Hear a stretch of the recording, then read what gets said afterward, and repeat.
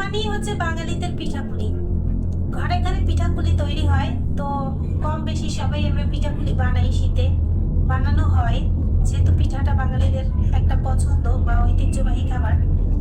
তো আমি পিঠা বানাচ্ছি, এই প্রথম শীতে পিঠা তৈরি করতেছি। এটা হচ্ছে করলা পিঠা। জানি না কে কে করলা পিঠা বানিয়েছেন বা বানাবেন, অবশ্যই কমেন্টের মাধ্যমে জানাবেন যে কে কে করলা পিঠা বানিয়েছেন। আর করলা পিঠাটা খেতে কিন্তু খুব সুস্বাদু হয়। আজকে এই শীতে প্রথম পিঠা বানাচ্ছি।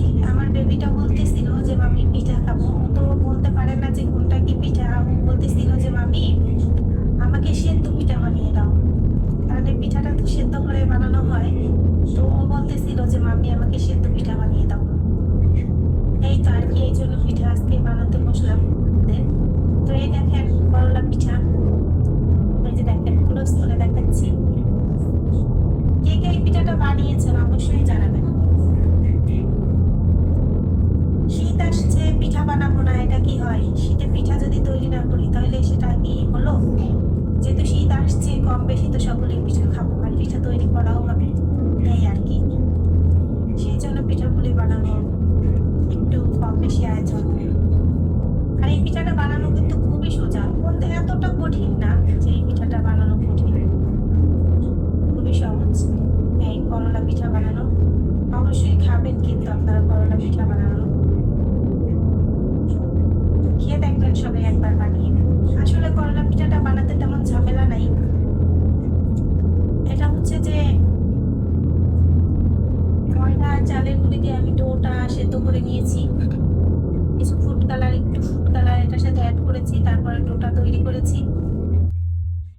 এরপর হচ্ছে নারিকেল আর হচ্ছে যে চিনি বা মিঠা যে যেটা দেন সেটা দিয়ে ভালো মতো আঁশিয়ে নিয়েছি চুলায়। এই যে দেখেন এটা তৈরি করে নিয়েছি। এটা ভিতরে দিয়ে এই তো পিঠাটা এইভাবে গোল করে নেব। প্রথমে আমি ডোটা এভাবে গোল করে নিয়েছি, এরপর এটা হাত দিয়ে একটু এই দেখেন গোল করে নিয়েছি বাটির মতো। এটার মধ্যে আমি পরিমাণ মতো খিরসা যেটা তৈরি করেছি এটা দিয়ে দিচ্ছি।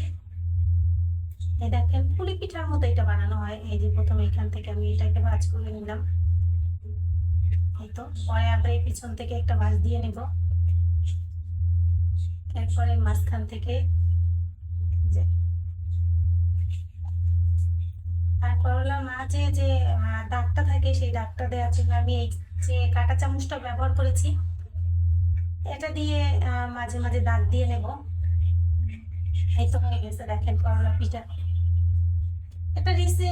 এটা রেসিপিটা খুব সোজা বা সহজ, তেমন কোনো কঠিন বিষয় না এটা।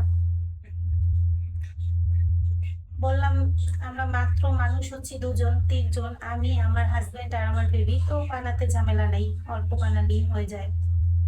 ঝামেলা মুক্ত পিঠা এটা, তাই বানাচ্ছি। ইশাকমণি, বেবি এখানে আসো তো, এখানে আসো, মাম্মির কাছে আসো। শুনে যাও, রাগ করেছে, বকা দিয়েছি, দুষ্টমি করতেছিল তো। আচ্ছা তুমি কি পিঠা খাবে? সেদ্ধ পিঠা? এটা সেদ্ধ পিঠা? এটা সেদ্ধ পিঠা না, কি পিঠা বলো তো?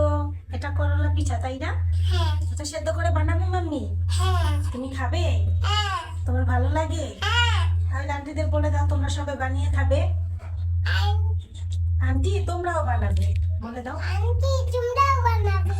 বলো অনেক মজার পিঠে, অনেক পিঠে মজা।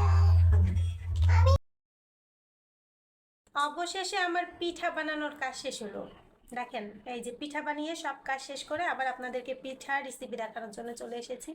চলুন দেখি পিঠাটা কেমন হয়েছে। এই যে করলা পিঠা,